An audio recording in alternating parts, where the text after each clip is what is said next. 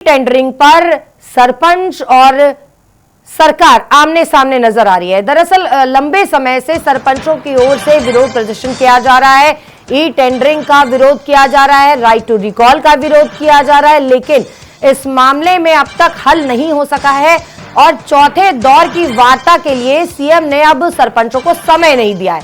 अब इसे लेकर के सरपंच एक बार फिर से विरोध के मूड में नजर आ रहे हैं। 17 मार्च को विधानसभा का घेराव करने का ऐलान सरपंचों द्वारा किया जा चुका है। आपको बता दें कि बजट सत्र का दूसरा चरण 17 मार्च को होगा, जब ये सरपंचों द्वारा विधानसभा का घेराव करने का ऐलान किया गया है। तो अब ये देखना बेहद दिलचस्प होगा कि किस तरीके से सरपंच जो है वो विधानसभा पहुंचते हैं, घेराव करते हैं, क्योंकि इसके पहले जो तस्वीर सामने आई थी कि सरपंच विरोध करने के लिए सीएम आवास जाना चाहते थे, लेकिन चंडीगढ़ पंचकुला बॉर्डर पर ही सरपंचों को रोक दिया गया था, लाठीचार्ज भी हुआ था, वाटर कैनन का इस्तेमाल हुआ था। इसके बाद सरपंचों की ओर से यहां पर पक्का धरना लगाया गया था।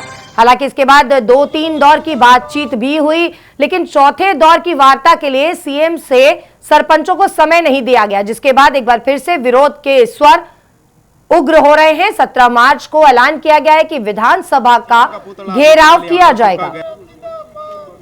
टेंडरिंग पर सरपंच और सरकार आमने सामने नजर आ रही है। दरअसल लंबे समय से सरपंचों की ओर से विरोध प्रदर्शन किया जा रहा है, ई टेंडरिंग का विरोध किया जा रहा है, राइट टू रिकॉल का विरोध किया जा रहा है, लेकिन इस मामले में अब तक हल नहीं हो सका है और चौथे दौर की वार्ता के लिए सीएम ने अब सरपंचों को समय नहीं दिया है।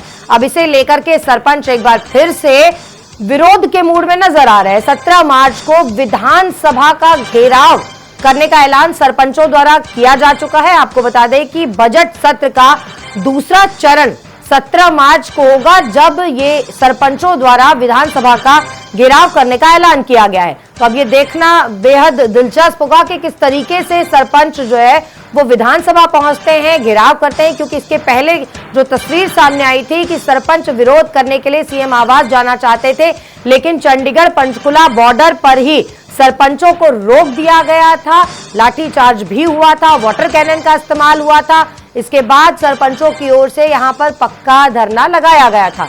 हालांकि इसके बाद 2-3 दौर की बातचीत भी हुई, लेकिन चौथे दौर की वार्ता के लिए सीएम से सरपंचों को समय नहीं दिया गया, जिसके बाद एक बार फिर से विरोध के स्वर उग्र हो रहे हैं। 17 मार्च को ऐलान किया गया है कि विधानसभा का घेराव किया जाएगा।